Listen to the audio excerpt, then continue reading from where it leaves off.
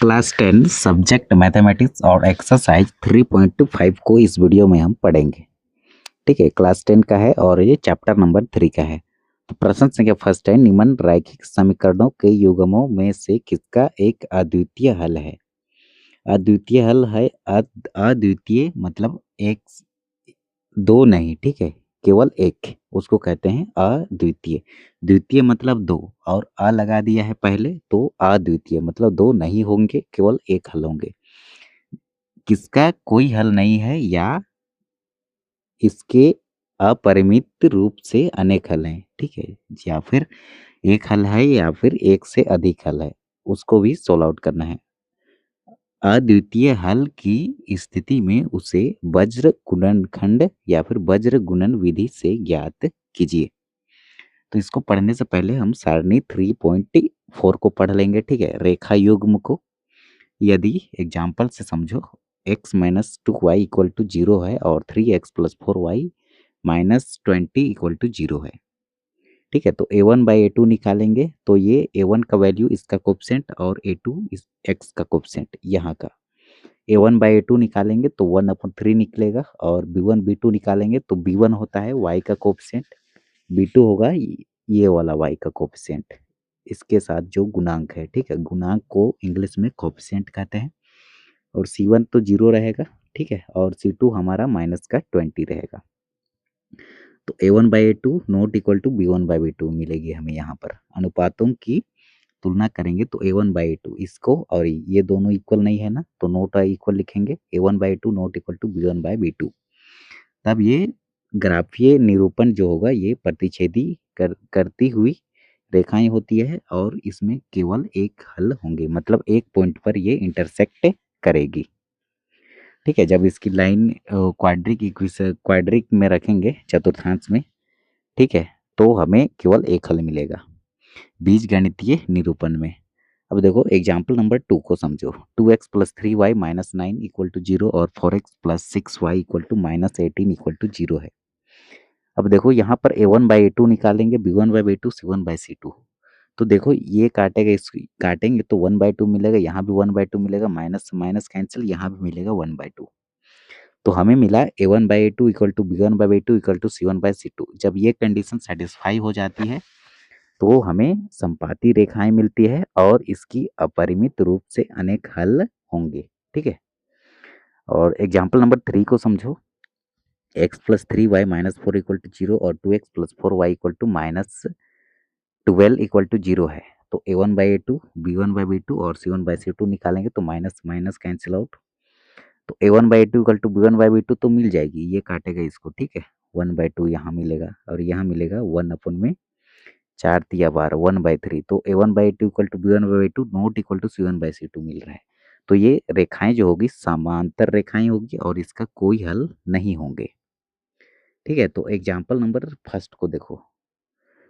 प्रश्न संख्या फर्स्ट है, x minus 3y minus 3 is equal to 0 equal to समीकरण फर्स्ट और 3x minus 9y minus 2 equal to 0 ये समीकरण सेकंड है। दिए गए समीकरण का तुलना रैखिक समीकरण का व्यापक रूप से करने पर। तो रैखिक समीकरण का व्यापक रूप होता है a1x plus b1y plus c1 equal to 0 और a2x plus b2y plus c2 equal to 0, ये होता है समीकरण 2, व्यापक रूप रैखिक समीकरण का। तो कंपेयर करो a1 b1 c1 का वैल्यू, इसका कोफिशिएंट a1, इसका कोफिशिएंट b1 और ये अचर पद कांस्टेंट ये c1 होगा और a2 ये होगा, b2 ये होगा और c2 ये होगा। वही चीज हम यहाँ लिख लिए।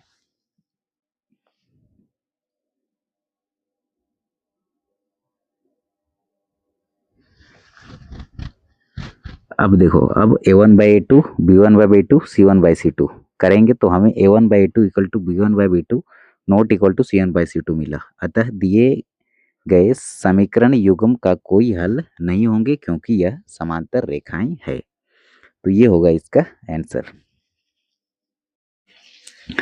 प्रश्न संख्या 2 है हमारा, 2x plus y equal to 5, 3x plus 2y equal to 8, ठीक है। तो हम इसे सॉल्व करेंगे तो 2x plus y equal to 5 और 3x plus 2y equal to 8 इसे मानेंगे समीकरण फर्स्ट और इसे मान लिए समीकरण सेकंड। यदि दिए गए समीकरण का तुलना व्यापक रैखिक समीकरण युग्म से करने पर, तो a1x plus b1y plus c1 equal to 0 और a2x plus b2y plus c2 equal to 0, ये होता है व्यापक रूप होता है रैखिक समीकरण का। ठीक है, अब देखो, अब यदि 2x plus y minus 5 2x plus y minus 5 equal to 0, अब देखो यहाँ पर ये प्लस 5 है ना, इसको ले आए लेफ्ट साइड, तो प्लस का 5 इधर आके माइनस का 5 प्लस का 8 इधर आके माइनस का 8 हो गया। वही चीज लिखे हैं, क्यों लिखे हैं, तो इसे व्यापक रूप में हम कन्वर्ट किए हैं रैखिक समीकरण के व्यापक रूप में। अब यहाँ से a1 b1 c1 a2 b2 c2 compare करके निकाल लिए। ठीक है, a1 होगा x का कोफिशिएंट, x का गुणांक, और b1 होगा y का गुणांक, c होगा हमारा कांस्टेंट टर्म यानी कि अचर पद, और इसका गुणांक ये है, ये होगा a2, और y का गुणांक ये होगा b2, और ये कांस्टेंट टर्म ये होगा c2। तो निकाल लिए। अब देखो a1 बाई a2 निकालेंगे तो 2/3, b1 by b2 1/2, c1 by c2 तो 5/8 माइनस माइनस कैंसिलेट 5/8 मिलेगा।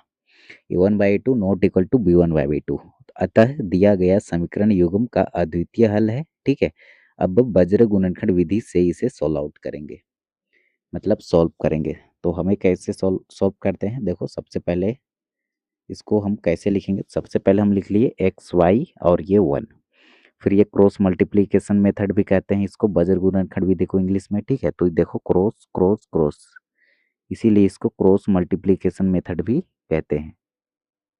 अब देखो इसको लिखने का तरीका क्या है, तो देखो सबसे पहले ये वाला, एक मिनट इसको थोड़ा जूम कर लेते हैं तब समझ में आएगा।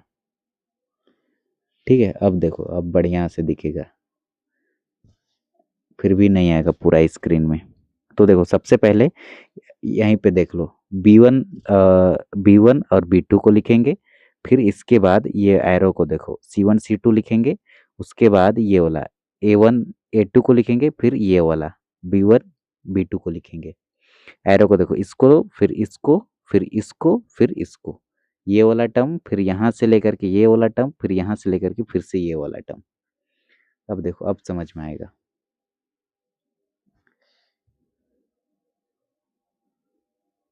अब देखो ये b1 b2 लिखे, फिर ये c1 c2 लिखे, फिर a1 a2 लिखे, फिर b1 b2 लिखे। ठीक है, या फिर a c a b। ठीक है, अब a c a b कहाँ से लिखे हैं, तो ये वाला को, या फिर इसको ऐसे समझो, b1 और b2 को लिखो सबसे पहले, ये वाला b1 और b2 को, उसके बाद c1 c2 लिखो, c1 c2, उसके बाद इसके बाद ये वाला टर्म को a1 a2 a1 a2, इसके बाद b1 b2। ठीक है, ये वाला b1 और b2। अब इतना लिखने के बाद इसका मल्टीप्लाई इससे होगा और बीच में माइनस लगेगा, फिर इसका मल्टीप्लाई इससे होगा, बीच में माइनस रहेगा हमारा। ठीक है, और इसका मल्टीप्लाई इससे, इसका मल्टीप्लाई इससे, बीच में माइनस, इसका मल्टीप्लाई इससे, इसका मल्टीप्लाई इससे, बीच में माइनस। अब देखो अब इसका वैल्यू रख दो। ठीक है, वैल्यू रखेंगे तो ये 8 1 मल्टीप्लाई -8 -2 मल्टीप्लाई -5 -5 मल्टीप्लाई में 3 -8 मल्टीप्लाई में 2 और 2 मल्टीप्लाई 2 -3 मल्टीप्लाई में 1 हो जाएगा। अब देखो अब ये कहाँ से लाए हैं, तो देखो यहाँ पर b1 का वैल्यू, b2 का वैल्यू क्या है, तो b2 का वैल्यू यहाँ पर देखो 2 है। ठीक है, और c1 का वैल्यू, तो c1 का वैल्यू क्या है, तो c1 का वैल्यू देखो -5 है, तो वहीं से लाए हैं। ठीक है, उसी प्रकार ऊपर से देख के आप आराम से इजीली इसको लिख सकते हो। अब देखो ये बनेगा x अपन में -8 -10। अब देखो माइनस इंटू माइनस प्लस हो गया, और ये भी माइनस इंटू माइनस प्लस हो जाएगा, और ये 4 -3 तो एज इट इज रहेगा। ठीक है, अब 4 में 3 सब्ट्रैक्ट करेंगे तो 1 होगा, और x अपन में -8 प्लस का 10, तो 10 में 8 सब्ट्रैक्ट करेंगे तो 2, और 16 में 15 सब्ट्रैक्ट करेंगे तो 1। अब 2 अपन x अपन 2 इक्वल टू 1/1 लिखेंगे, फिर 1 y अपन 1 इक्वल टू 1/1 लिखेंगे। ये इसके इक्वल भी होगा, ये इसके इक्वल भी होगा, कंपेयर कर लेंगे। अब देखो इसका मल्टीप्लाई इससे करेंगे तो x, इसका मल्टीप्लाई इससे करेंगे तो ये मिला है, इसका मल्टीप्लाई इससे करेंगे तो ये मिलेगा, इसका मल्टीप्लाई इससे करेंगे तो ये मिलेगा। तो x इक्वल टू 2 और y इक्वल टू 1 जो होगा इसका करेक्ट आंसर हो जाएगा। प्रश्न संख्या थर्ड है हमारा 3x minus 5y equal to 20 और 6x minus 10y equal to 40। हाल में लिखेंगे 3x minus 5y equal to 20 और 6x minus 10y equal to 40। दिए गए समीकरण का तुलना करेंगे हम रैखिक समीकरण का व्यापक रूप से करने पर। ठीक है, तो इसका व्यापक रूप होता है a1x plus b1y equal to c1 equal to 0 और a2x plus b2y plus c2 equal to 0। तो ये बनेगा हमारा 3x minus 5y minus 20 equal to 0 और 6x minus 10y minus 40 equal to 0। अब देखो ये प्लस का 20 को इक्वल टू के लेफ्ट साइड लाए तो माइनस का 20 और प्लस का 40 को लेफ्ट साइड लाए तो माइनस का 40 हो गया है यहाँ पर। इसको व्यापक रूप में लिखे हैं रैखिक समीकरण का। ठीक है, अब देखो, अब यहाँ पर हम a1 b1 c1 और a2 b2 c2 का वैल्यू कंपेयर करके निकाल लेंगे। ठीक है, a1 होता है x का गुणांक, ये फर्स्ट समीकरण का, और b1 होता है y का गुणांक, और c1 होता है हमारा कांस्टेंट टर्म मतलब अचर पद -20। ठीक है, और इक्वेशन सेकंड में x का कोफिशिएंट होता है a2 और y का कोफिशिएंट b2 और कांस्टेंट टर्म होता है हमारा c2। तो ये हो जाएगा माइनस का 40। अब लिखेंगे a1 बाई 2 इक्वल टू, देखो ये a1 और ये a2 तो 3/6 होगा, तो इसे काटेंगे तो 1/2 मिलेगा। अब b1 बाई b2 तो इसको काटेंगे तो ये भी 1/2 मिलेगा, माइनस से माइनस कैंसिल, 5 एका 5 5 दूना 10, c1 बाई c2 तो इसको भी काटेंगे तो 1/2 मिलेगा। ठीक है, अब देखो, अब हम इसे लिख सकते हैं a1/2 equal to b1/2 equal to c1 by c2। अब तीनों बराबर होंगे। ठीक है, तो हम लास्ट में लिखेंगे अतः, या फिर अतः समीकरण का अपरिमित रूप से अनेक हल प्राप्त होंगे। क्लास 10 सब्जेक्ट मैथमेटिक्स और एक्सरसाइज 3.5 का फर्स्ट का प्रश्न संख्या 4 को सॉल्व करेंगे। ठीक है, x minus 3y equal to 7 और 3x minus 3y equal to 15। इसे समीकरण फर्स्ट मानेंगे, इसे समीकरण सेकंड मान लेंगे। ठीक है, तो व्यापक रूप होता है समीकरण का और दो चर वाले रैखिक समीकरण का a1x plus b1y plus c1 equal to 0 और a2x plus b2y plus c2 equal to 0। ठीक है, अब इसे हम सोल्व आउट करेंगे तो a1 का वैल्यू यहाँ पर कंपेयर करेंगे तो a1 का वैल्यू x का कोफिशिएंट, b1 का वैल्यू y का कोफिशिएंट, और c1 जो होगा ये प्लस का 7 को इधर ले आएंगे तो माइनस का 7 हो जाएगा, फिर इक्वल टू 0 करेंगे। ठीक है, इसके इस फॉर्म में लिखेंगे तो माइनस का 7 होगा c1 का वैल्यू, और a2 b2 c2 तो ये वाला होगा a2 b2 c2। a2 होगा x का कोफिशिएंट, b2 होगा y का कोफिशिएंट, c2 होगा हमारा कांस्टेंट टर्म, तो माइनस का 15 इधर ले आएंगे तो माइनस का 15 हो जाएगा। अब देखो ये बनेगा x minus 3y minus 7 equal to 0, इस फॉर्म में लिखें। ठीक है, फिर यहाँ से कंपेयर करेंगे तो इधर में ये वाला वैल्यू मिला है 3x प्लस 3y माइनस का 15 इक्वल टू 0, ये समीकरण 4। अब देखो वज्र गुणनखंड विधि, इसको इसीलिए इसको इंग्लिश में क्रॉस मल्टीप्लिकेशन मेथड भी कहते हैं। ठीक है, क्रॉस मल्टीप्लिकेशन यहाँ पर हम लिखे भी थे। ठीक है, अब देखो यहाँ पर तो चीटी केवल आ गया है इतना ज़्यादा, देखो चीटी से कोई दिक्कत नहीं है, ये लाइट है ना इसीलिए आया होगा। अब देखो एक्स वाई और ये 1 लिखे, फिर इसको कैसे, सबसे पहले ये वाला लिखो b1 b2 को। ठीक है, इसके बाद ये वाला c1 c2 को, फिर ये वाला को a1 a2, फिर ये वाला को b1 b2।